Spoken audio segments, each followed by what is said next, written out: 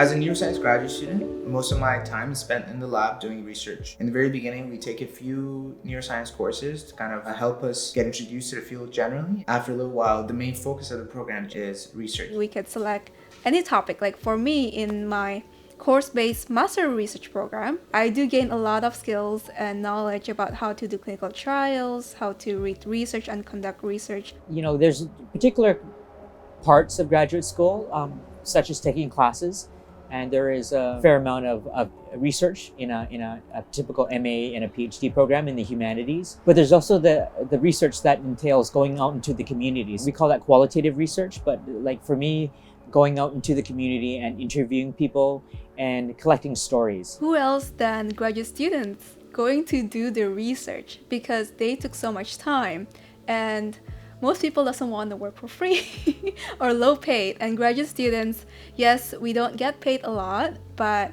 we learn in the process, and hopefully we can make a contributions to the world with our research.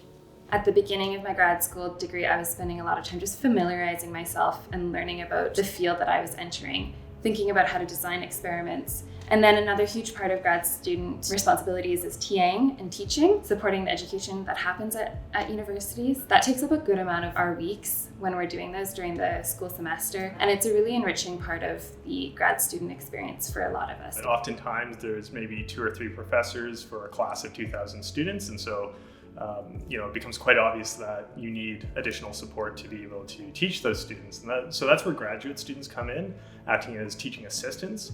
And that can be in the form of attending lectures and tutorials, helping students answer questions or any problems they have with their homework. Or it can be in the form of actually running laboratory courses. And so as a TA, I might have 10 or 15 students that I'm in charge of, and I will kind of assist them as they're performing experiments pertinent to the course that they're taking, and really provide them with both the skill set technically, but also help them understand and formulate their own ideas and apply what they learned in their class to kind of solve the challenges that they're facing. But it's really fun to interact with undergrads and to kind of like practice our teaching skills, because every time that you teach, you're kind of like relearning that information in it. It can build confidence, and it can build a lot of different communication skills. It's not easy to teach. Sometimes, I remember the very first time I taught a class of several hundred students, I was petrified because nobody had actually trained me on how to teach, and how to prepare a lecture, and how to get in front of a room, and how to actually grade. I had to just learn on the job, without any training.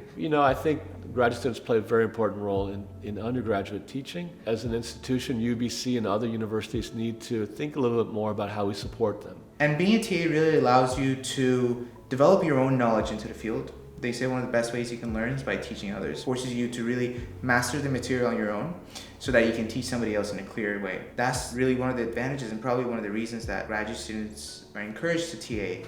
They really get to develop their own knowledge. Being a TA is quite important to how you get to develop as a graduate student. As a teaching assistant, my primary goal is to kind of help students learn both with respect to various techniques that they might be doing in their course, but also applying what they learn into more broad strokes and learning problem-solving skills. Because I think that's a lot of what especially science is being able to solve a problem and think critically. I think the TA experience made me more thoughtful about how I learn, and it made me more empathetic to the different ways in which people learn. Graduate students, while they're in the program, also take up extracurricular activities outside of their studies. What that usually involves is community outreach programs and working with nonprofits. As the Vice President of External Relations at the UBC Graduate Society, my duty has really been to represent and advocate for the best interests of graduate students here at UBC. Early in my graduate study, I also had the opportunity to volunteer with an open source medical device organizations.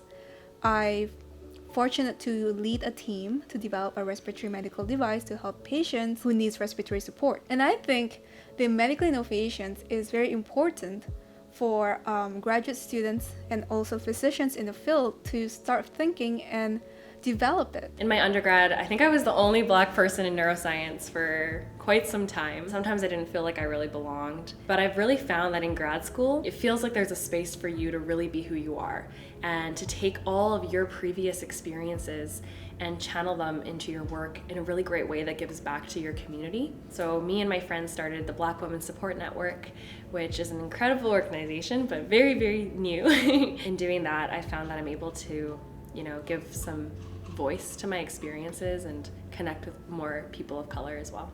So a few friends and I created a group called the Conservation Discussion Group, which creates a space for graduate students and postdocs and professors and undergrads, if they want to come together from different departments and talk about conservation-related issues and just sort of like some barriers to sharing knowledge with communities, how to work with communities on problems, on research questions that are of value to them in solving problems associated with protecting nature and protecting people's connections to nature. And that was really inspiring because it opened me up to the whole arena of research that is focused on those issues, which I didn't know about beforehand. So after engaging in those conversations, I started to think about my own research in a different way and try to design it so that I could be answering questions that were of value and meaning to the communities where I live and work and study. And that was kind of a big pivot. So now a huge part of my research is directly informed by community needs and trying to fit into or just directly solve the problems that they're concerned about. And I get a lot of meaning out of that because then I know that the research that I'm creating, it's not just kind of going out there into the academic arena and going to be cited by a few people, but I know that people are going to kind of connect with it and interpret it and use it, hopefully to improve and protect our environment and our waterways. The impact of graduate education goes well beyond their teaching of undergraduates. It actually goes to the very function of what makes a university a place where new knowledge is created.